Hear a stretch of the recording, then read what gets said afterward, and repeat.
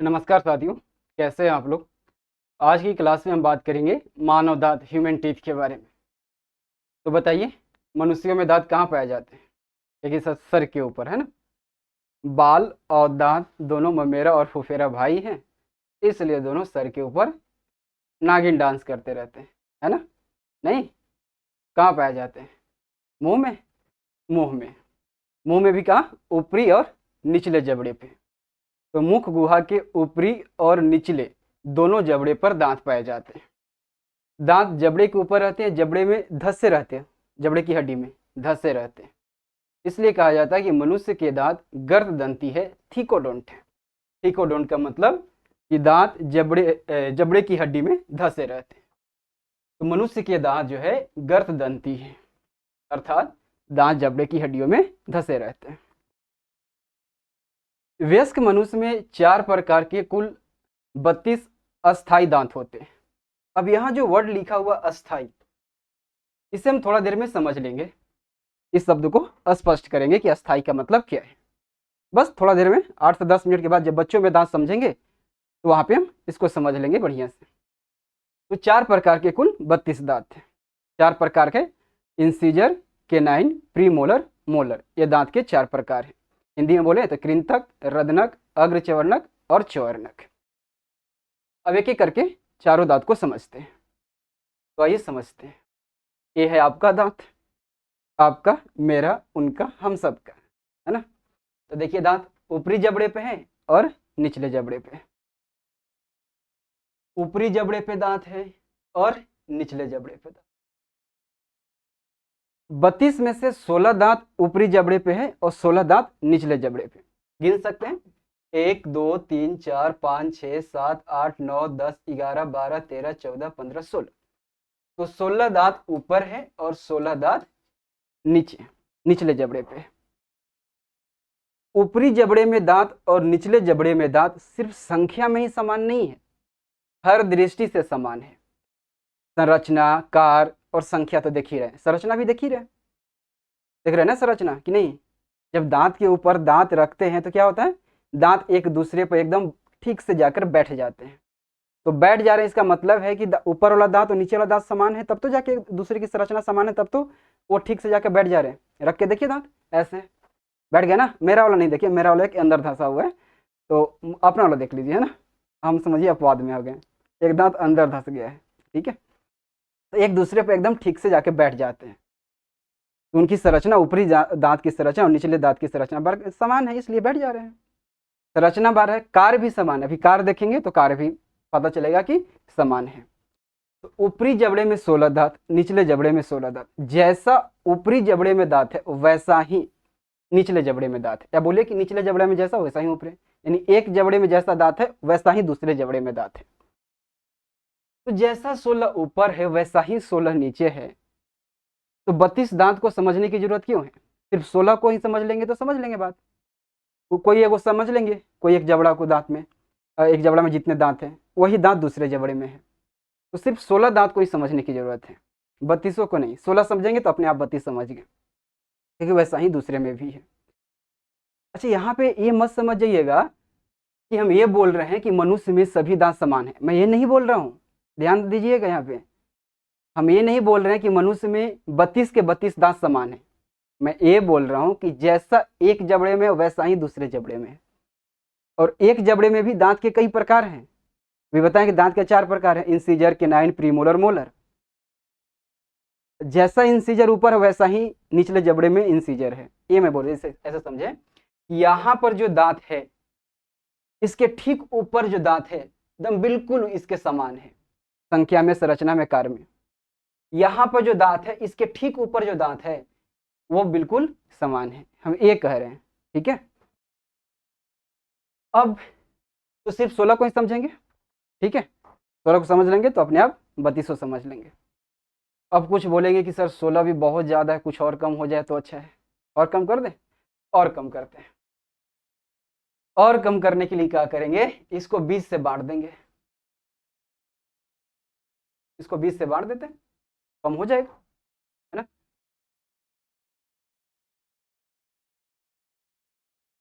ठीक एकदम 20 से बांट दीजिए, एकदम ठीक बीचों बीच से।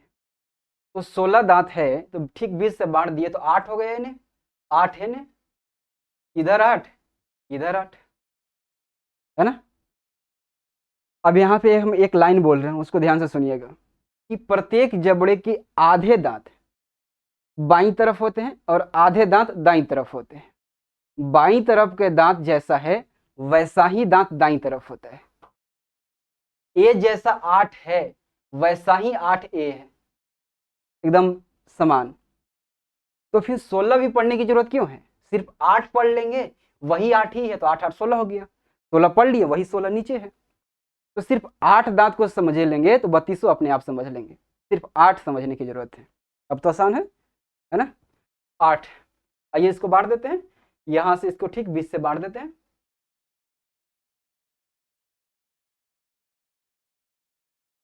बट गया, 8 आ गया ना, 1 2 3 4 5 6 7 8, 8 इधर 8 इधर इधर इधर, ठीक है।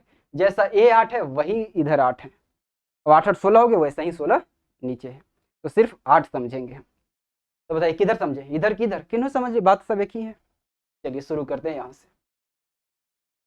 यहाँ पे ये जो देख रहे हैं 2, ये है इंसीजर, कृंतक।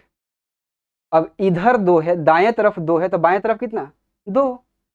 संख्या संरचना कार सब समान है, तो 2 इधर तो 2 इधर, 2 और 2 4 हो गए। ये इंसीजर है, देखिए यहाँ पे लिखा हुआ इंसीजर। 2 नाम लिख दिया, इसको बांट दिया, सेंट्रल इंसीजर और लेटरल। सेंट्रल मतलब केंद्र में आ गया, जैसे 4 को है तो 2 बीच को, 2 जो है बीच में आ गए तो इसको बोल दे रहा है केंद्रीय, और ये और एक किनारे पे आ गए तो इसको बोल दे रहे हैं पार्श्व यानी लेटरल इंसीजर। इसको याद सिर्फ इंसीजर ही बोलिए, ठीक है। तो 4 इंसीजर ऊपर है, तो नीचे कितना जबड़े में होंगे, नीचे भी 4 होंगे, एकदम ठीक उसी के सामने। 1 2 3 और 4, है ना, इंसीजर लिखा हुआ है, ये इंसीजर है चारों। तो 4 और 4, 4 ऊपरी जबड़े में तो निचले जबड़े में कितने, 4, तो 4 4 8। तो इंसीजर की कुल संख्या कितनी हो गई, 8। कृंतक की कुल संख्या 8 है। ये जो दांत है चौड़ा होता है, और 2 जो यहाँ एकदम ठीक सामने वाला, ये इंसीजर एकदम ठीक फ्रंट पे है, यहाँ वाला 4 दिख रहा है ना, और उसमें से 2 जो होता है कुछ ज़्यादा चौड़ा होता है ना। ये देखिए ज़्यादा चौड़ा है, किसी किसी में ज़्यादा खूब चौड़ा रहता है ना, हंसता है तो पूरा चौड़ा दिखता है। ये चौड़े दांत होते हैं इंसीजर। इंसीजर का कार्य है भोजन को काटना, ये भोजन को काटते हैं। जैसे हम कुछ खाते हैं रोटी, तो यहाँ से काटते हैं, है ना, जैसे सामने वाला 4 दांत है, 4 ऊपर 4 नीचे, उसी से काटते हैं। जैसे सेव है, खाना है तो कैसे काटते हैं, ऐसे सेव लिए एप्पल है ना, काटते हैं सामने से। इंसीजर का कार्य है भोजन को काटना। इंसीजर के बगल में शुरू होता है केनाइन, ये है केनाइन। कलर चेंज कर देते हैं ताकि आपको स्पष्ट नजर, ये है केनाइन। ये देखिए यहाँ पे लिखा हुआ है केनाइन, स्पेलिंग नहीं दिखे स्पष्ट इधर इमेज पे, तो यहाँ पे लिखा हुआ नाम है ना, स्पेलिंग यहाँ पे है। ये केनाइन, एक इधर केनाइन तो इधर कितना, 1 2, 1 अब 1 2, तो नीचे कितना होगा 2। एक ये है केनाइन और एक है यहाँ पे, 2 और 2 4, ये इंसीजर है, एक केनाइन है। 2 ऊपर और 2 निचले जबड़े में। तो केनाइन की कुल संख्या यानी रदना की कुल संख्या कितनी है, 4। ये जो दांत है केनाइन, ये नुकीला दांत है। इसका कार्य है भोजन को फाड़ना। नुकीला दांत यहाँ पे देखिए, 4 के बाद जो यहाँ पे दांत होता है नुकीला है, वो भोजन को फाड़ता है। अब इस दांत का उपयोग लगभग न के बराबर होता है, थोड़ा बहुत होता है। लेकिन जब हमारे पूर्वज आदि मानव थे, जंगलों में रहते थे, जब आग का आविष्कार नहीं हुआ था, तो आदि मानव भोजन करते थे, कच्चा करते थे, मांस खाते थे तो कच्चा खाते थे। तो कच्चा मांस खाने के लिए उन्हें ना इस जबड़ा का, इस दांत का उपयोग ज़्यादा करते थे। वो इस दांत से ही वो भोजन को चीरते थे। जैसे अभी कुत्ता खाता है, देखते हैं ना कैसे मांस को चीरता है, इस यहाँ से दांत से इसे फाड़ता है उसको।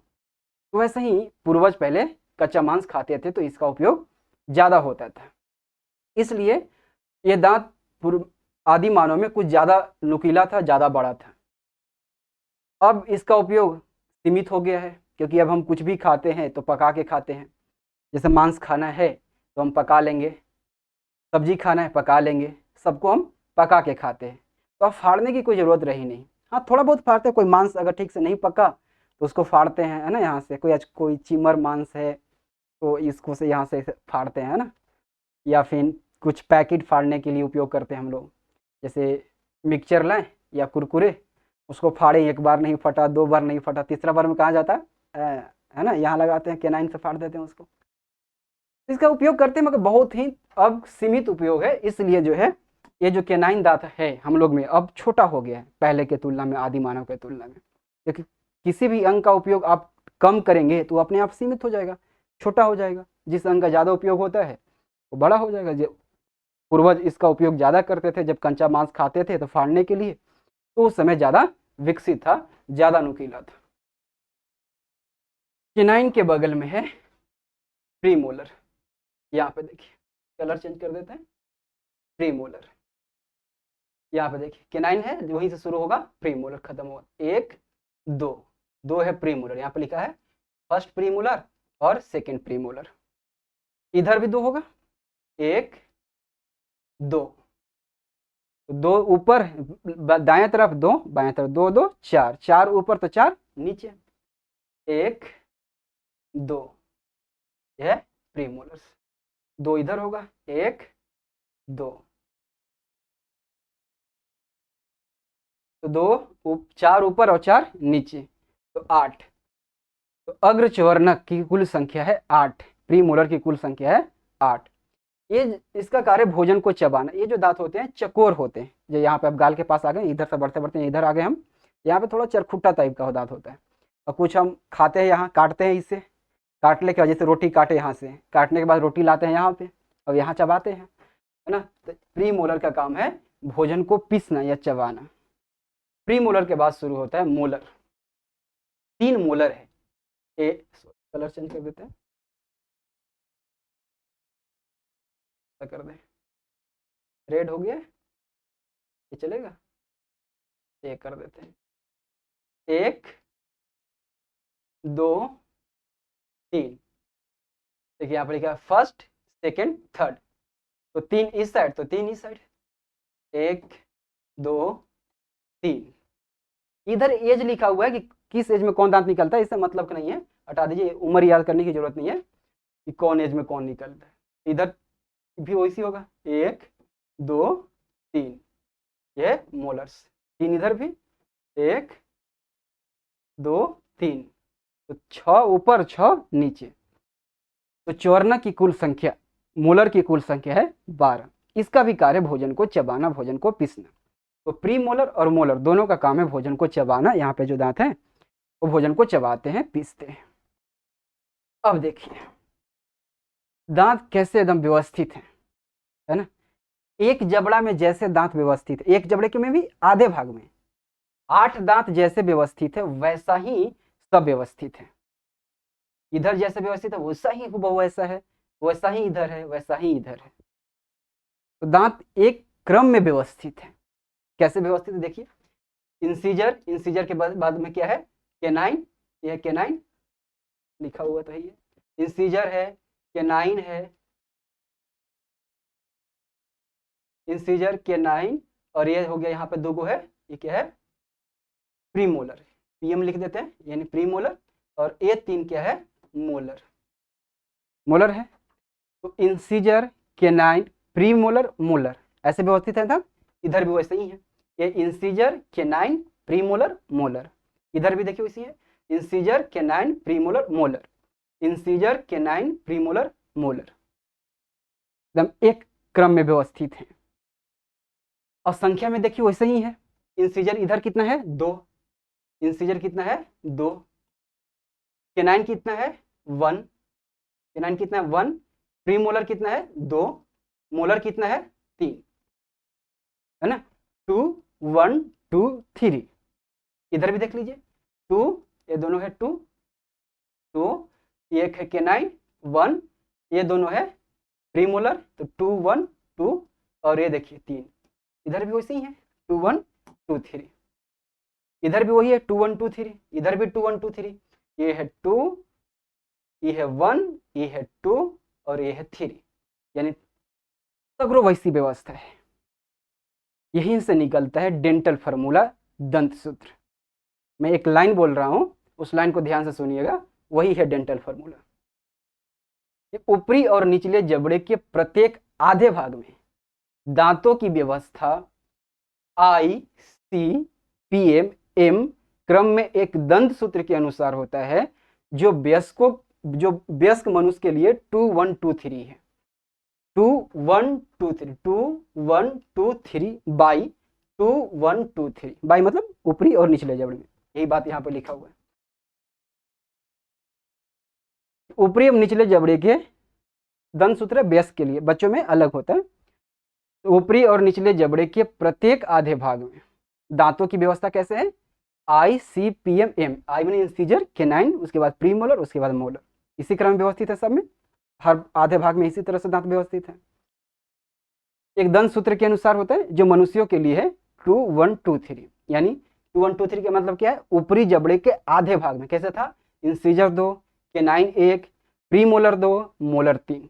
नीचे भी वैसे ही है, इंसीजर 2, केनाइन 1, प्रीमोलर 2 और मोलर 3, ऐसी व्यवस्थित है। ऊपरी जबड़े के आधे भाग है, ये निचले जबड़े के आधे भाग है। अब जोड़ के देख लीजिए, 2 1 3, 3 2 5, 5 और 3 8, 8 नीचे भी 8, क्या है? ऊपरी जबड़े के आधे भाग, और ये है निचले जबड़े के आधे भाग। तो पूरा जबड़ा निकालने के लिए क्या करने पड़ेगा? 2 से मल्टीप्लाई, तो 2 से कर देंगे गुना, 8 दूना 16, और नीचे भी 16, 16 16 32, 16 ऊपर 16 नीचे, तो कुल दांत कितना हो गया? दांत 32। 2 से गुना कर दे। तो अब एग्जाम में प्रश्न आएगा, खूब प्रश्न आया हुआ इसे, अभी प्रश्न भी हम देखेंगे, पहले लेक्चर ले लें, सारे बात समझा दे, उसके बाद विगत वर्ष में पूछेगा, प्रश्न भी सोल्व करेंगे। प्रश्न पूछेगा कि वयस्क मनुष्य में केनाइन दांत की कुल संख्या कितनी होती है? आप कंफ्यूज कर जाएंगे कि 8 था 4 था 8 था 4 था, है ना, इसमें कंफ्यूज। अगर मान ले कि नहीं याद आ रहा है कि 8 था कि 4 था, 8 था कि 4 था, तो बस ये नहीं याद रखें, ये याद रख लीजिए ना, सबसे सिंपल 2 1 2 3, बस 2 1 2 3 नीचे भी है। मान ले केनाइन पूछा, तो एक अब एक जोड़ देंगे 2, और 2 में 2 से गुना कर देंगे। 2 से गुना क्यों कर रहे हैं? फुल होने के लिए, क्योंकि आधे भाग के है ना, तो पूरा जबड़ा के निकालने के लिए 2 से गुना कर देंगे। उसमें पूछ देगा कि प्री मोलर कितना है वयस्क मनुष्य में, pre molar, incisor canine pre molar, तो 2 और 2 4, 4 में 2 से गुना कर देंगे तो 8, देखिए प्री मोलर 8। बोल देगा कि मोलर कितना है, तो 3 और 3 6, 6 में 2 से गुना 12। इंसीजर कितना, तो 2 और 2 4, 4 2 8, है ना। इसको याद रखिएगा, अगर ये कंफ्यूज करेंगे तो सिंपल एकदम इसको याद रखिएगा, 2 1 2 3 बाई 2 1 2 3, ये है डेंटल फार्मूला। कहीं कहीं किताब में आप ऐसे लिखे हुए देखेंगे, तो ये मत समझिएगा कुछ अलग है, यही है। आप ऐसे भी लिखे हुए देखेंगे कि incisor 2 by 2, canine 1 by 1, pre molar 2 by 2 और मोलर 3 बाई 3। तो क्या अलग है कुछ? बताइए, क्या ये कुछ अलग है कि वही है? वही है। यहाँ पर हमको समझना है कि इंसीजर है, केनाइन है, प्री मोलर है, मोलर है। यहाँ पर लिख दिया कि इंसीजर जब ऊपरी जबड़े के आधे भाग में 2, निचले जबड़े के आधे भाग में 2, केनाइन 1 बाई 1, तब वही लिखा हुआ है। तो ऐसे भी कहीं लिखा हुआ आप पाएंगे, तो दोनों बात एक ही है, ठीक है। अब जो ये देखिए, यहाँ पे देखिए, ये जो थर्ड मोलर है, ये जो थर्ड मोलर है, ये 18 से 25 वर्ष की उम्र में निकलता है। 17 से 25, बोलिए 18 से 25 वर्ष के उम्र में निकलता है, जिसे बुद्धि दांत या अकल दांत, विजडम टीथ कहते हैं। तो तीसरे चवर्णक यानी थर्ड मोलर को विजडम टीथ कहते हैं, बुद्धि दांत कहते हैं, अकल दांत कहते हैं, याद रखिएगा। अब अकल दांत क्यों कहते हैं? तो ये तो है कि इसके आने से व्यक्ति में कोई अकल नहीं आता है। अब क्यों बोला जा रहा है? जब बच्चा वयस्क होने लगता है, 18 से 20 साल, 21 साल, 22 साल का हो जाता है, तो समाज, परिवार ये अपेक्षा करता है कि उस व्यक्ति में थोड़ी समझदारी आ जाए, अक्ल आ जाए थोड़ा। और जिस समय समाज के द्वारा अपेक्षा की जा रहा है किस चीज का? अक्ल की, थोड़ी समझदारी की, कि बच्चा वयस्क हो गया, 21 साल 22 साल का हो गया, तो इसलिए 21 साल 22 साल का कोई बच्चा गलती कुछ करता है, बोलते हैं ना, थोड़ा अक्ल नहीं है अभी तक आया है ना। तो जिस समय अक्ल की अपेक्षा की जा रही है, जिस समय व्यक्ति से समझदारी की अपेक्षा की जा रही है, उसी समय, उसी उम्र में ये दांत निकलता है, इसलिए बोल दिया जाता है कि ये विजडम टीथ है, अक्ल दांत है। लेकिन इस दांत के आने और व्यक्ति में समझदारी के आने में कोई संबंध नहीं है। इन्हें कि अक्ल दांत आ गया तो व्यक्ति में पूरा अक्ल आ गई। किसी किसी में नहीं भी आते हैं, जिसमें नहीं आते उसमें 28 दांत होते हैं। अब विजडम टीथ नहीं आएगा तो 4 हट जाएगा ना, 4 हट जाएगा, एक यहाँ एक यहाँ एक यहाँ एक यहाँ। तो किसी में नहीं भी आता और जिसमें नहीं आया तो क्या उसमें अक्ल नहीं है। और ये जो दांत है लास्ट में, थर्ड मोलर सबसे लास्ट में होता है, जीभ को लेके जाइए एकदम लास्ट में, हाँ यहाँ पे एकदम जबड़े में धंसा रहता है, एकदम छोटा सा। इसका उपयोग इतना होता नहीं है और किसी किसी में नहीं भी आता है, इसलिए इसको बोलते हैं अवशेषी संरचना, वेस्टिजियल स्ट्रक्चर है। 4 में से 2 दांत, 2 मतलब प्रकार की बात बोल रहे हैं, 4 प्रकार में से 2, इंसीजर और केनाइन तो यहाँ पे है एकदम सामने फ्रंट पे, और प्री मोलर मोलर है यहाँ गाल के पास। तो गाल के पास होने के कारण इसको बोलते हैं चिक टीथ, गाल दांत। तो प्री मोलर और मोलर, अग्र चवर्णक और चवर्णक को बोलते हैं गाल दांत। अब बताइए कि मनुष्यों में सभी दांत क्या एक जैसे हैं कि कई प्रकार के? कई प्रकार के हैं। कोई इंसीजर है, केनाइन है, प्री मोलर है, मोलर है, कोई भोजन को काट रहा है, कोई फाड़ रहा है, कोई चबा रहा है। तो मनुष्य में दांत अलग अलग प्रकार के हैं, इसलिए कहा जाता है कि मनुष्य जो है विषम दंती है, हेट्रोडोंट है। हेट्रोडोंट का मतलब हुआ कि मनुष्य में भिन्न भिन्न प्रकार के दांत पाए जाते हैं। याद रखिए कि मनुष्य क्या है, विषम दंती है, हेट्रोडोंट है, यानी मनुष्य में भिन्न भिन्न प्रकार के दांत पाए जाते हैं, इंसीजर, केनाइन, प्रीमोलर, मोलर। मनुष्य सहित अधिकांश स्तनधारी विषम दंती होते हैं, जैसे गाय, भैंस, घोड़ा, कुत्ता, बिल्ली, बंदर, ये सब क्या है, विषम दंती है। विषम दंती का मतलब कि इनमें जो दांत है अलग अलग प्रकार के होते हैं। कोई भोजन को काटता है, कोई फाड़ता है, कोई चीरता है ना, कोई चबाता है। और विषम दंती है तो कोई प्राणी समदंती भी होगा। तो समदंती वे प्राणी होते हैं जिनके सभी दांत आकार, प्रकार, कार्य में एकदम बिल्कुल एक जैसे होते हैं, उन्हें बोलते हैं समदंती। जैसे मछली, मेढक, सरीसृप में मगरमच्छ, सांप, डॉल्फिन। डॉल्फिन तो है स्तनधारी लेकिन इसमें भी समदंती है, सभी दांत एक जैसे होते हैं। ये पूछा हुआ प्रश्न है एनटीपीसी 2016 में, निम्नलिखित में से कौन होमोडोंट है, समदंती है? उसमें एक विकल्प था मछली। ठीक है, तो याद रखिएगा, उदाहरण जरूर याद रखिएगा। ठीक है, तो ये है समदंती। अब हम बात करेंगे बच्चों में दांत के बारे में। बच्चों में 20 अस्थायी दांत, टेम्पररी टीथ पाए जाते हैं। अस्थायी का मतलब है कि बच्चों में ये जो 20 दांत हैं एक बार निकलते हैं बचपन में, और जैसी जैसी बच्चा वयस्क होने लगता है ये दांत स्वतः गिर जाते हैं, स्वतः गिरने लगते हैं, जिन्हें दूध के दांत भी कहते हैं। सुने ना घर में कि बच्चा को दूध के दांत आ रहे हैं, है ना, तो अस्थायी बोलिए या दूध के दांत। अब अस्थायी जो दांत है वो गिर जाएगा, गिरने के बाद फिर वहां पे दूसरा दांत निकलेगा, और वो जो दांत निकलेगा वो हो जाएगा अस्थायी, परमानेंट।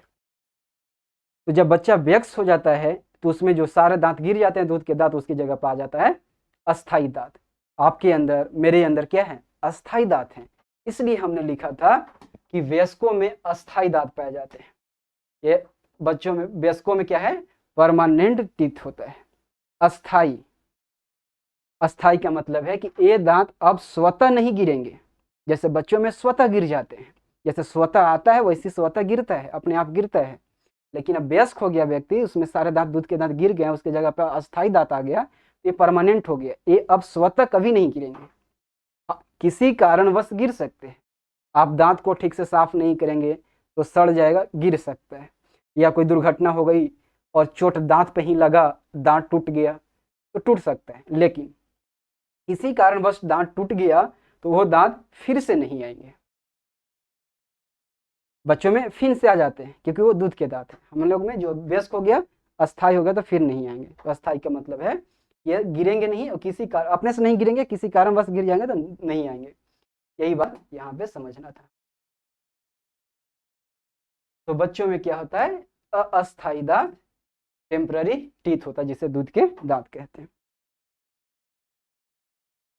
तो बच्चा में दूध के दांत आगे आते हैं और फिर वो वयस्क होता है तो गिर जाते हैं, उसके जगह पे अस्थाई दांत आते हैं, यानी अस्थाई दांत अस्थाई दांत के द्वारा प्रतिस्थापित हो जाते हैं। इसका मतलब हुआ कि मनुष्य के जीवन काल में दांत 2 बार निकलते हैं, एक बार दूध के दांत, अस्थाई दांत, फिर अस्थाई दांत। तो मनुष्य के जीवन काल में 2 बार दांत निकलते हैं, यानी मनुष्य के दांत द्विबारदंती हैं। मनुष्य के जो दांत हैं द्विबारदंती हैं, यानी ये जीवन में 2 बार निकलते हैं।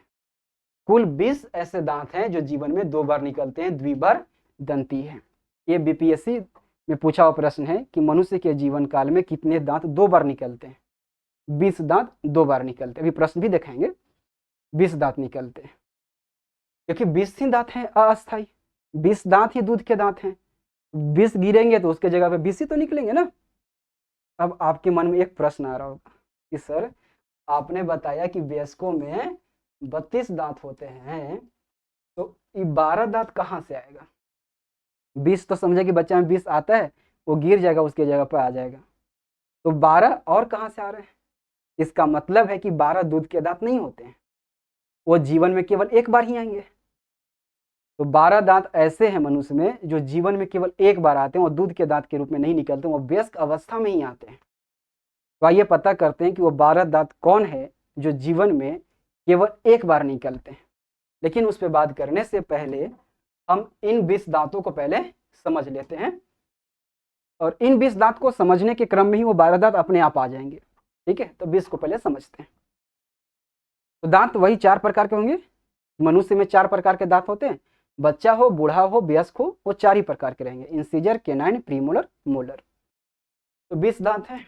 आइए समझते हैं कि करके। तो यह है बेबी टीथ, बच्चा का दांत है। दांत की व्यवस्था वैसा ही होगा जैसे हमने वयस्क में बात किए थे। कैसे बात किए थे, याद आ रहा है?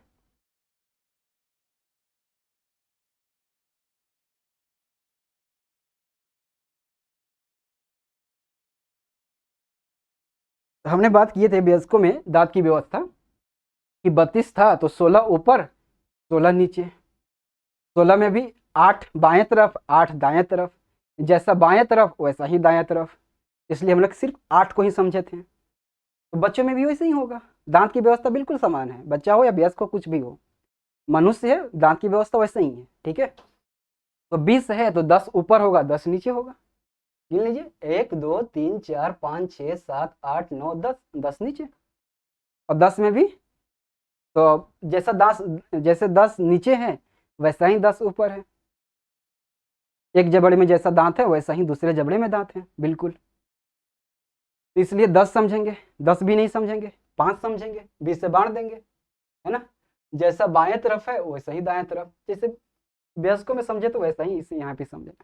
तो 5 इधर 5 इधर 5 इधर 5 इधर, जैसा इधर 5 है वैसा ही इधर है। तो सिर्फ 5 को समझेंगे तो अपने आप सब समझ जाएंगे। तो आइए, ए है 2 इंसीजर, इंसीजर है ना, ये है इंसीजर। तो 2 इधर है तो 2 इधर होगा,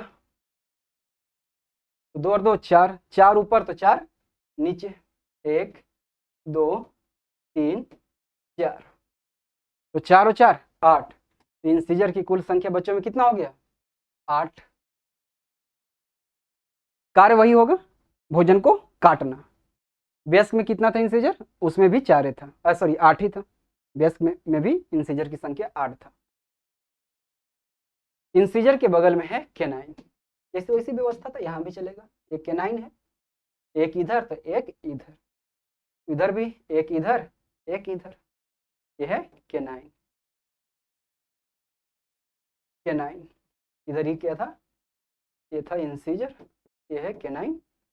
तो 2 ऊपर 2 नीचे, तो केनाइन की कुल संख्या, केनाइन की कुल संख्या हो गया 4। केनाइन की कुल संख्या 4। वयस्क में भी केनाइन कितना था? 4 था। इसका भी कार्य क्या होगा? भोजन को फाड़ना होगा। अब आता है प्रीमोलर, इंसीजर केनाइन। प्रीमोलर कहीं लिखा हुआ दिख रहा है? नहीं, है ना, सीधे शुरू हो रहा है फर्स्ट मोलर से, प्रीमोलर गायब। इसका मतलब हुआ कि बच्चों में प्रीमोलर नहीं पाए जाते हैं, प्रीमोलर 0। प्रीमोलर बच्चों में नहीं पाए जाते, यानी ये दूध के दांत नहीं होते हैं, जीवन में केवल एक बार निकलते हैं वयस्क अवस्था में। तो प्रीमोलर की कुल संख्या कितना था, याद आ रहा है? 8 था। तो 8 दांत ऐसे हैं जो जीवन में एक बार आएंगे, दूध के दांत के रूप में नहीं आते हैं। तो 8 तो हमें पता चल गया। अब प्लस 4 और पता करना है, कुल 12 दांत हमें ऐसे पता करना है जो जीवन में केवल एक बार निकलते हैं। 8 पता चल गया। अब 4 पता करते हैं कि वो 4 कौन है। 4 बता चुके हैं, अगर दिमाग लगाएंगे तो। याद आ रहा है? विजडम टीथ, वो 18 से 25 वर्ष की उम्र में आता है, बच्चों में तो आएगा ही नहीं, वयस्क अवस्था में आता है, इसलिए तो उसे बुद्धि दांत, अक्ल दांत कहते हैं। याद आ गया? तो 8 + 4 कर दें, ये भी रहने दें, पहले समझा देते हैं उसके बाद करते हैं। देखिए यहाँ पे इसके बाद शुरू हो रहा है मोलर। मोलर है 1 2, देखिए तो तीसरा मोलर है, थर्ड मोलर नहीं है। 3 मोलर था, बच्चों में नहीं है third molar, first molar second molar, third molar गायब। तो थर्ड मोलर नहीं है बच्चों में, तो 4 यहाँ से गायब हो जाएगा, तो 8 4 उधर हो जाएगा, इधर भी। ये सब क्या है? Molar, first molar second molar. तो 4 ऊपर 4 नीचे, तो कुल संख्या कितना हो गया? कुल संख्या हो गया 8, मोलर की कुल संख्या हो गया 8। 8 4 12, 12 8 20 दांत हो गया। तो 8 और 4 यहाँ से गायब हुआ, कौन? प्री मोलर, असी विजडम टीथ, थर्ड मोलर। तो 8 और 4 12, तो 12 ऐसे दांत हैं जो जीवन में केवल एक बार निकलते हैं, यानी एक बार दंती हैं। तो बच्चों में अग्रच्वर्णक यानी प्री मोलर और थर्ड मोलर, मोलर में भी थर्ड मोलर, याद रखिएगा, है ना? मोलर में भी थर्ड मोलर, तीसरा चवर्णक, ये ना कि पूरा मोलर। अगर प्रश्न आएगा कि बच्चों में कौन सा दांत नहीं पाया जाता, तो कौन सा बोलेंगे? ऐसे प्री मोलर, ये बोलिएगा। प्री मोलर नहीं है ना बच्चों में, बच्चों में प्री मोलर नहीं है, मोलर तो है, संख्या कम है। हाँ, अगर प्रश्न आएगा कि कौन सा मोलर बच्चों में नहीं पाया जाता है, तब आप थर्ड मोलर कहिएगा। लेकिन पूछेगा कौन सा दांत बच्चों में नहीं पाया जाता है, तो प्री मोलर, ये 0 है, एक भी नहीं पाया जाता है। तो बच्चों में अग्रचवर्णक यानी प्री मोलर और तीसरे चवर्णक यानी थर्ड मोलर नहीं पाए जाते हैं, अर्थात 12 ऐसे दांत हो जो जीवन में केवल एक बार निकलते हैं, यानी एक बार दंती है। अब यहां से आता है डेंटल फार्मूला बच्चों के लिए। दांत कैसे व्यवस्थित है, वैसी तरह से डेंटल फार्मूला निकलेगा। प्रत्येक आधे भाग में जैसे व्यवस्थित है दांत, इधर ICPM वैसी क्रम होगा। इंसीजर, यहाँ केनाइन, ये क्या है? मोलर। प्री मोलर तो गायब हो गया, लेकिन लिखेंगे, है ना? गायब हो गया तो क्या होगा? प्री मोलर है मगर प्री मोलर 0 है। Incisor canine, pre molar, pre molar, लेकिन है नहीं, 0 है। और मोलर, ये है मोलर। तो दांत की व्यवस्था वैसी है, incisor canine pre molar molar, उधर भी वैसे ही, सब इधर है। तो क्या डेंटल फार्मूला आएगा? इंसीजर कितना है? 2, आधा भाग में 2, केनाइन कितना है? 1, प्री मोलर है 0, प्री मोलर नहीं है, मोलर कितना है? 2, आधा भाग में जैसा है वैसा ही निचले आधा भाग में है, 2 1 0 2। ये है बच्चों के लिए डेंटल फार्मूला। यही बात यहाँ पे लिखा हुआ है कि बच्चा का दंत सूत्र है 2 1 0 2, ठीक है? तो प्री मोलर नहीं है। तो पूछेगा बच्चों में कितना मोलर पाया जाता है, तो क्या करेंगे? मोलर कह रहा है तो इंसीजर केनाइन प्री मोलर, तो 2 2 4 4 2 8, 2 से गुना कर देंगे कि आधे भाग में तो फुल कर देंगे, ठीक है? अब हम बात करेंगे दांत की संरचना, स्ट्रक्चर ऑफ टूथ या टीथ कहिए। दांत 3 परतों का बना होता है। दांत जो है वो 3 लेयर का बना होता है। ऐसे समझें कि ये दांत है तो 1 परत, 2 परत और 3 परत। मच्छर है, डिस्टर्ब करेगा, इस पर टच करेगा ना तो मच्छर, हम नहीं पढ़ाएंगे, मच्छर लिखने लगेगा, है ना? चलिए, तो दांत का सबसे बाहरी परत, यानी जो है सबसे बाहरी परत जो सफेद और चमकदार होता है, जो ऊपर दिख रहा है ना, ये दांत सफेद जो दिख रहा है, वो है इनामेल। इनामेल के अंदर की जो परत है वह है डेंटिन, और डेंटिन के अंदर की जो परत है, सबसे, ये बोल सकते हैं कि दांत के सबसे निचला परत, वो है पल्प। तो इनामेल, डेंटिन, पल्प। तो दांत के सबसे ऊपरी परत है इनामेल, इनेमेल के नीचे की परत है डेंटिन और सबसे अंदर की परत है पल्प। अब एक एक करके तीनों को समझ लेते हैं। इमेज में देखना चाहें तो देख लीजिए। ये जो दांत सफेद है ये है इनामेल। ये जो दिख रहे हैं ये दांत का सबसे बड़ा भाग है, देख लीजिए, ये है डेंटिन और ये जो दांत का भाग है ये है पल्प। यही तीन को मैं समझना, बाकी क्या लिखा हो उससे कोई मतलब नहीं है। इधर लिखा है कि रूट है करॉन है, मतलब दांत जो जबड़े में रहता है धंसा हुआ उसको जड़ कर देंगे, ऊपर है उसको शिखर कर देंगे। ये तीन को हमें समझना है, इनेमेल, डेंटिन और पल्प। एक एक करके तीनों को समझते हैं। पहले इनेमेल समझ लेते हैं। तो पहला पॉइंट तो ये है कि इनेमेल क्या है, दांत का सबसे बाहरी परत है जो सफेद और चमकदार होता है। इनेमेल दांत का सबसे कठोर परत है। दांत का कठोर परत होने के साथ साथ यह मानव शरीर का सबसे कठोरतम भाग है। और दोनों एग्जाम में पूछा हुआ प्रश्न है कि दांत का सबसे कठोर भाग कौन है, मानव शरीर का सबसे कठोर भाग क्या है, दोनों क्या है, इनेमेल। ये दांत का सबसे कठोर परत होने के साथ साथ पूरे मानव शरीर का सबसे कठोरतम भाग है। इनेमेल कैल्शियम फॉस्फेट का बना होता है। इनेमेल जो है कैल्शियम फॉस्फेट का बना होता है। इनेमेल को दंत वल्क भी कहते हैं, याद रखिएगा। इनेमेल ना लिखे एग्जाम में, दंत वल्क लिखेगा तो वहां पे कंफ्यूज मत करिएगा। इनेमेल जो है मृत ऊतक है। अब मृत है तो क्या इसमें कोई प्रकार के संवेदना होगा, क्या ये संवेदनशील होगा? नहीं होगा। संवेदनशील का मतलब जैसे ये मेरा त्वचा है तो ये जीवित है, यहाँ पे सारी कोशिकाएं जीवित है। तो यहाँ पे हम चुट्टी इसको काटेंगे यहाँ पे, है ना, तो महसूस हो रहा है, दर्द कर रहा है। या गर्म पानी इस पर डालेंगे तो हमें जलन महसूस होगा, ठंडा डालेंगे, कुछ भी करेंगे तो यहाँ पे हमें महसूस होगा, क्योंकि ये जीवित है यहाँ पे सारे कोशिकाएं, सारे ऊतक। लेकिन बाल मृत है, यहाँ पे चुट्टी काटेंगे तो महसूस होगा? नहीं, कोई भी संवेदनशील इसमें नहीं हुआ, संवेदना नहीं है। नाखून है, मृत है, तो इसमें कोई संवेदना नहीं है, किसी भी प्रकार की चीजों के प्रति संवेदनशील नहीं है। वही है दांत का सबसे ऊपरी जो परत है इनेमेल, वह संवेदनशील नहीं है क्योंकि वह मृत है। उसमें ऐसे चुट्टी काट के देखिए, कुछ नहीं महसूस होगा क्योंकि मृत है। ये इसमें किसी भी प्रकार की संवेदना नहीं होता, यानी यह संवेदनशील नहीं होता है। अब बात करें डेंटिन। डेंटिन पहला पॉइंट है कि ये इनेमेल के नीचे का परत है। डेंटिन अभी हमने इमेज में दिखाए थे, यह दांत का सबसे बड़ा भाग है। बड़ा भाग में तीन परत में सबसे बड़ी भाग यही है, देखिए इतना दूर ये लेयर बढ़ा हुआ, यह डेंटिन। तो दांत का सबसे बड़ा जो परत है डेंटिन ही है, अर्थात यह दांत का सबसे बड़ा ऊतक है। तो डेंटिन जो है दांत का सबसे बड़ा ऊतक। एग्जाम में पूछा प्रश्न कि दांत का सबसे बड़ा ऊतक कौन है? डेंटिन है। डेंटिन अर्धजीवित है, न तो ये पूरी तरह से जीवित है न पूरी तरह से मृत है, बीच में है। इसलिए इसमें थोड़ा संवेदना होता है, जैसे ठंडा गर्म महसूस होता है। देखिए कैसे महसूस होता है, जब दांत सड़ने लगता है तो सबसे पहले क्या सड़ेगा? इनेमेल ही सड़ेगा, क्योंकि दांत की सबसे ऊपर परत वही है।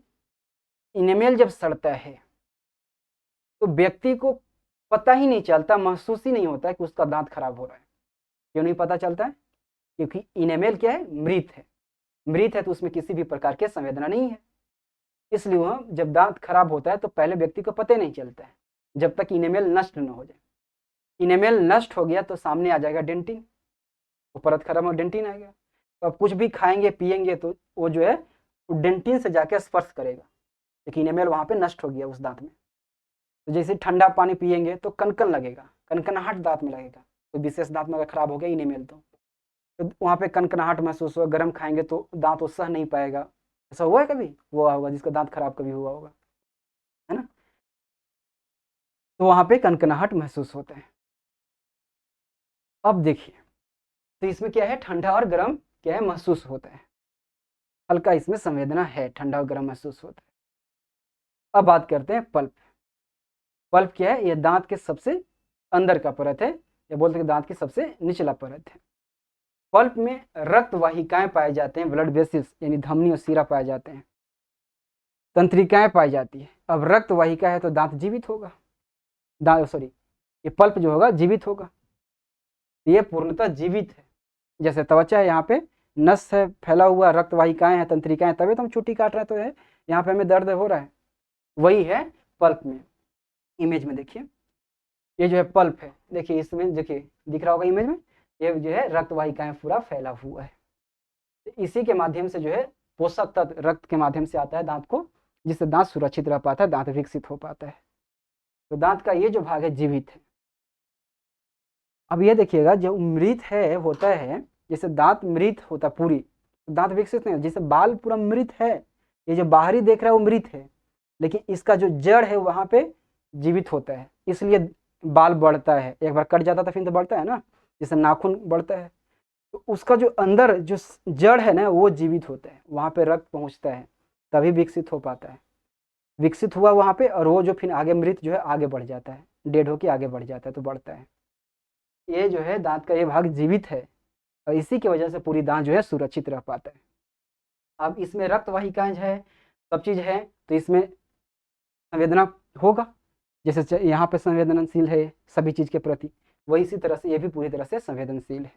इसमें दर्द होगा, जैसे अब इनेमेल नष्ट हुआ, दांत सड़ने लगा तो डेंटिन आता है तो उसमें ठंडा गर्म महसूस होता है। इनेमेल भी धीरे धीरे नष्ट हो गया तो पल्प के पास पहुंच जाएगा सड़ते सड़ते, तो जैसे पल्प को टच करेगा सड़ते हुए तो दर्द होने लगेगा, दांत में दर्द होने लगेगा। तो दर्द होने लगा तो समझिए कि सड़न जो है पल्प तक पहुंच गया है, दांत एकदम खराब होने वाला है। इसमें दर्द होता है, ठीक है, क्योंकि ये पूरी तरह से संवेदनशील है, पूरी तरह से जीवित है। अब एक है सीमेंटम, इसको समझ लीजिए। ये देखिए यहाँ पे ये दांत है, ये आपका दांत है ना, लग रहा जैसा कुछ और है, समझिए दांत है ना। दांत का जो जड़ है, जो अंदर जबड़ा में धंसा है, उसके चारों तरफ एक पतली परत होती है जो दांत की जड़ को पूरी तरह से सुरक्षित रखता है और जबड़े में धंसा के उसको रखता है। तो दांत के जबड़े कैसे, दांत के जड़ के चारों तरफ, दांत के जड़ के चारों तरफ एक पतली लेयर होता है, पतली परत होता है, जिसे सीमेंटम कहते हैं, जिससे दांत जो है सुरक्षित रह पाता है, उसको जो है दांत को पकड़ के रखता है जबड़ा में। ये भी प्रश्न पूछा हुआ है एसएससी सीपीओ में कि दांत के जड़ के चारों तरफ कौन सा पदार्थ पाया जाता है चारों तरफ, तो सीमेंटम, ठीक है। ये दांत मूल दांत का हिस्सा नहीं है, दांत के तीन ही परत है, इनेमेल, डेंटिन और पल्प। सीमेंटम दांत का परत नहीं, उसके चारों तरफ एक पदार्थ है जो उसको पकड़ के रखता है। अब बार बार बात कर ही रहे थे कि दांत सड़ जाए सड़ जाए सड़ जाए, तो अब थोड़ा सा समझ ही लेते हैं कि दांत दरअसल सड़ता कैसे है, दांत का क्षय कैसे होने लगता है। तो दंत क्षय एक ऐसी प्रक्रिया है जिसमें दांत का सबसे बाहरी परत यानी इनेमेल नष्ट होने लगता है, और ये धीरे धीरे पल्प और डेंटिन तक पहुंच जाता है सड़ते सड़ते, जिससे दांतों में दर्द होने लगता है और फिर दांत क्षय शुरू हो जाता है, दांत जो है गिरने लगते हैं। अब प्रश्न ये है कि ऐसा होता क्यों है, दांत सड़ने क्यों लगते हैं। तो दांत का क्षय, दांतों में जो सड़न होता है वह मुंह में अम्ल निर्माण के कारण होता है।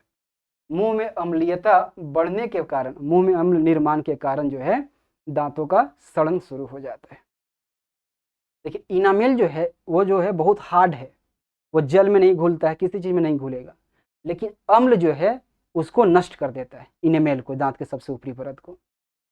तो अम्ल, मुंह में अम्ल का निर्माण होने लगेगा अतिरिक्त, तो दांत सड़ने लगेगा।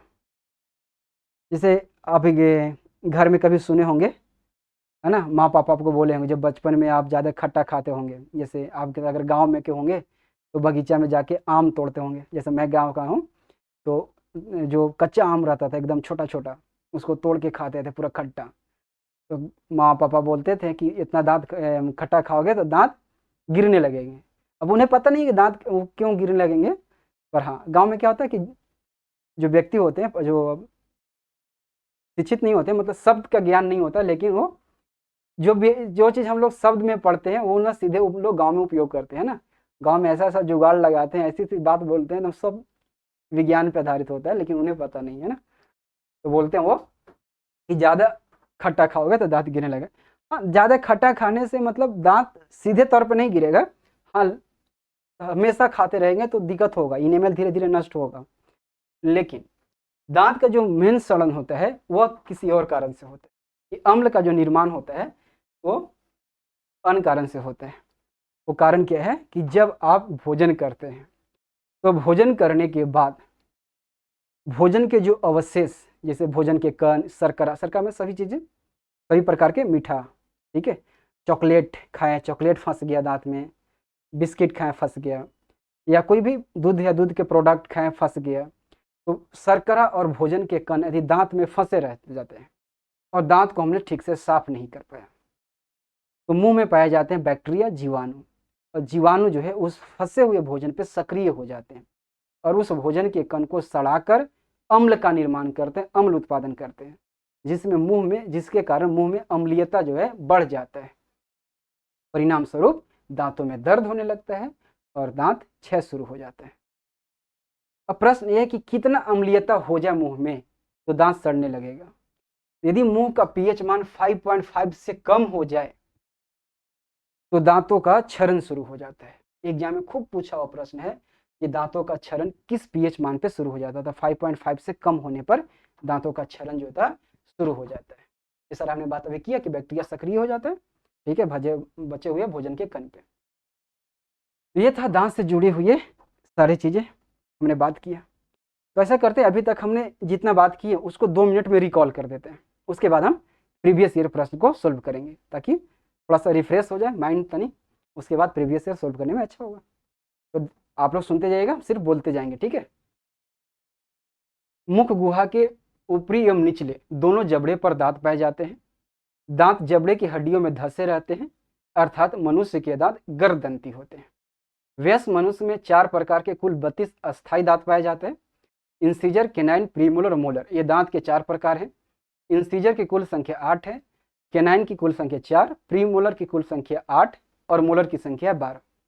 इंसीजर का कार्य है भोजन को काटना, केनाइन का कार्य है भोजन को फाड़ना और प्रीमोलर और मोलर दोनों का कार्य है भोजन को चबाना यानी भोजन को पीसना। यहीं पर हम एक दंत सूत्र बताए थे वयस्कों में, ऊपरी और निचले जबड़े के प्रत्येक आधे भाग में दांतों की व्यवस्था ICPM क्रम में एक दंत सूत्र के अनुसार होता है, जो वयस्कों के लिए 2123/2123 है। तीसरा चवर्णक यानी थर्ड मोलर 18 से 25 वर्ष की उम्र में आता है, जिसे बुद्धि दांत, अक्ल दांत, विजडम टीथ कहते हैं। जो विजडम टीथ है वो अवशेषी संरचना होता है, इसका उपयोग ज्यादा नहीं होता शरीर में, उन्हें भोजन के पाचन में तो चबाने में। चवर्णक और अग्र चवर्णक और चवर्णक यानी प्रीमोलर और मोलर गाल के पास होते हैं, इसलिए इन्हें चिक दांत, चिक टीथ कहते हैं, गाल दांत कहते हैं। मनुष्य विषम दंती है, हेटेरोडोंट है, क्योंकि मनुष्य में भिन्न भिन्न प्रकार के दांत पाए जाते हैं। मनुष्य सहित अधिकांश स्तनधारी जो है विषम दंती है।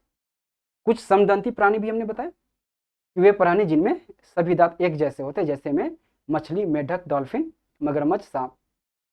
इसके बाद हमने बच्चों में दांत के बारे में बात की कि बच्चों में 20 अस्थायी दांत होते हैं, यानी दूध के दांत होते हैं, जो वयस्क होने पर ये धीरे धीरे गिरते हैं और फिर उसकी जगह पे दूसरा दांत आता है। यानी मनुष्य के जीवन काल में 2 बार दांत आते हैं, यानी मनुष्य के दांत द्विबारदंती है। कुल 20 ऐसे दांत हैं जो जीवन में 2 बार निकलते हैं। 12 ऐसे दांत हैं जो जीवन में केवल 1 बार निकलते हैं, वह है प्रीमोलर और तीसरा चवर्णक। ये दूध के दांत नहीं होता, ये वयस्क अवस्था में निकलते हैं। यहीं पर हम बच्चों के लिए एक डेंटल फार्मूला बताएं, 2102/2102। इसके बाद हम दांत की संरचना पे बात की कि दांत 3 परतों का बना होता है, इनेमेल, डेंटिन और पल्प। इनेमेल दांत का सबसे बाहरी परत है, यह दांत का सबसे कठोर परत होने के साथ साथ मानव शरीर का सबसे कठोरतम भाग है। इनेमेल कैल्शियम फॉस्फेट का बना होता है और ये मृत ऊतक होता है, और इनेमेल को दंत वल्क भी कहते हैं। इसके बाद हमने डेंटिन पे बात की कि डेंटिन इनेमेल के नीचे का परत होता है और ये दांत का सबसे बड़ा भाग होता है, यानी दांत का सबसे बड़ा ऊतक डेंटिन है। यह अर्धजीवित होता है, इसलिए इसमें थोड़ी संवेदना होती है, ठंडा गर्म महसूस होता है। इसके बाद हमने पल्प पे बात की। पल्प दांत के सबसे अंदर वाली परत होता है, निचला परत होता है। इसमें रक्त वाहिकाएं और तंत्रिकाएं पाई जाती है, इसलिए पूर्णतः जीवित होता है। इसमें संवेदना पाई जाती है, इसमें दर्द होता है। सीमेंटम हमने बात किया था कि दांत के जड़ के चारों तरफ एक पतली परत होती है, जिससे जो दांत के जड़ को मतलब है जबड़े में पकड़ के बढ़िया से रखता है, जिससे दांत सुरक्षित रह पाता है, जिसे हम सीमेंटम कहते हैं।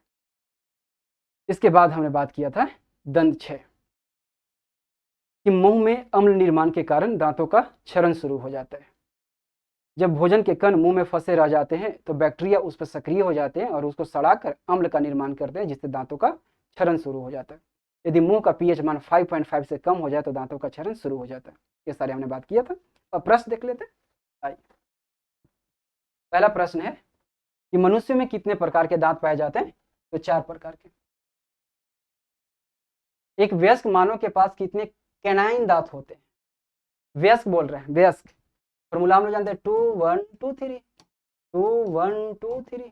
कैनाइन पूछ रहा है, इंसीजर कैनाइन ये पूछ रहा है। 1 1 2 2 दूना 4, 2 से गुना कर देंगे क्योंकि आधे भाग में होता, फुल करने के लिए 2 से गुना। युवा, युवा मैंने वयस्क मानव शरीर में च्वर्णक यानी मोलर और अग्र च्वर्णक यानी प्री मोलर का अनुपात पूछ रहा है।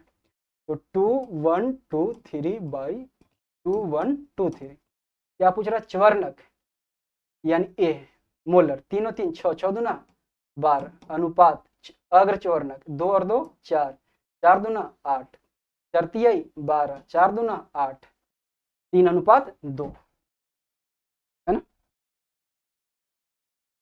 कृंतक दांत खाली जगह होते हैं। तो कृंतक के कार्य क्या होता है? भोजन को काटना, भोजन को काटना, कुतरना भी हो जाता है। जैसे मूस जो होता है उसको कुतरता है। निम्नलिखित में से किसमें होमोडोंट दांत पाया जाता है? होमोडोंट मतलब समदंती। तो मछली बोले थे ना, मछली, मेढक, तो मछली जो है इसमें समदंती, सारे दांत समान होते हैं। बाकी मानव और अन्य स्तनधारी में क्या होता है? विषमदंती। मनुष्य के जीवन काल में कितने दांत 2 बार निकलते हैं? कितने दांत 2 बार निकलते हैं? 20 दांत। 20 दांत 2 बार और 12 दांत 1 बार। ठीक है। बच्चों में कौन सा दांत अनुपस्थित होता है? तो प्रीमोलर, अग्रच्वर्णक अनुपस्थित होता है। दांत का इनेमेल किसका बना होता है? कैल्शियम फॉस्फेट का। कहां पे है? कैल्शियम फॉस्फेट का। एक दांत का कठोरतम भाग है, तो दांत का सबसे कठोरतम भाग इनेमेल, इसको दंतवल्क भी कहते हैं। निम्नलिखित में से कौन हमारे शरीर का दोनों प्रश्न पूछ दिया, दांत का सबसे कठोरतम भाग। अब यहाँ पूछते हैं कि कौन सा मानव शरीर का, मतलब हमारे शरीर का सबसे कठोरतम भाग, तो इनेमेल ही होता है। ठीक है, इनेमेल यानी दंतवल्क, इनेमेल को ही बोलते हैं दंतवल्क। निम्नलिखित में से कौन सा सबसे बड़ा दंत ऊतक है? दांत का सबसे बड़ा परत कौन था? डेंटिन, है ना, दांत का सबसे बड़ा ऊतक है। दांत की जड़ किस पदार्थ से आच्छादित? आच्छादित मतलब होता कि चारों तरफ से। तो दांत के जड़ के चारों तरफ क्या होता है? सीमेंटम, जिससे दांत का जड़ सुरक्षित रह पाता है। अब एक चित्र दिया हुआ, बोला कि निम्नलिखित चित्र मनुष्यों में दांतों के क्रमिक क्षय के विभिन्न चरणों को दर्शाता है। दांतों के क्षय के संबंध में निम्नलिखित कथनों में से एक के अलावा अन्य सभी सही है। गलत कथन की पहचान। बोल रहा कि देखिए, ये मूल दांत है किसी का, ये धीरे धीरे नष्ट होते होते यहाँ पर आ गए। इमेज छोड़िए, बोल रहा बस क्या प्रश्न है कि 4 यहाँ पे विकल्प दिए है दांत के क्षय के संबंध में। इसमें से बताइए कि कौन गलत है जो दांत के क्षय से संबंधित नहीं है। तो दांत के क्षय में हमने क्या बताया था कि भोजन के कण मुंह में फंसे रह जाएंगे, उस पर जीवाणु सक्रिय हो जाएंगे, यानी जीवाणुओं की भी भूमिका होती है, और सक्रिय होकर उसको अम्ल का निर्माण करते हैं, और अम्ल जो है दांत का इनेमेल है उसको नष्ट कर देता है, उसका मृदुकरण, मृदु का मतलब होता है उसको मुलायम कर देता है, धीरे धीरे उसको नष्ट कर देता है। ये हमने बात किया था, देख लीजिए। इनमें जीवाणुओं की कोई भूमिका नहीं होती है, विषाणु जनित। गलत, जीवाणु ही सक्रिय होते हैं, यही गलत है, गलत चुनना ही था। तो ऑप्शन नंबर ए सही हो गया, बाकी 3 सही होगा। पर है कि मुंह में बचे हुए भोजन पर जीवाणु सक्रिय हो जाते हैं, सही है। अम्ल इनेमेल का मृदुकरण कर देता है, जिसकी वजह से दांतों में दर्द और दंत क्षय होता है, सही है।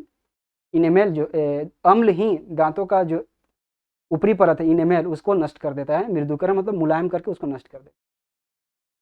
जीवाणु शर्कराओं का विघटन करके अम्ल उत्पन्न करते हैं। यही जो है शर्कराओं भोजन के कण को विघटित करके अम्ल का निर्माण करते हैं, जिससे मुंह में अम्लीयता बढ़ जाती है। दांतों में सड़न शुरू हो जाती है जब मुंह का पीएच मान 5.5 से कम हो जाए, याद रखिएगा, है ना। तो ये था प्रश्न, इससे जुड़ा हुआ, दांत से जुड़ा हुआ। इसका पीडीएफ का लिंक डिस्क्रिप्शन में और टेलीग्राम पर भी रहेगा। टेलीग्राम का लिंक जो होगा डिस्क्रिप्शन में ही रहेगा। तो मिलते हैं नेक्स्ट वीडियो में। आज के लिए इतना ही, बहुत बहुत धन्यवाद।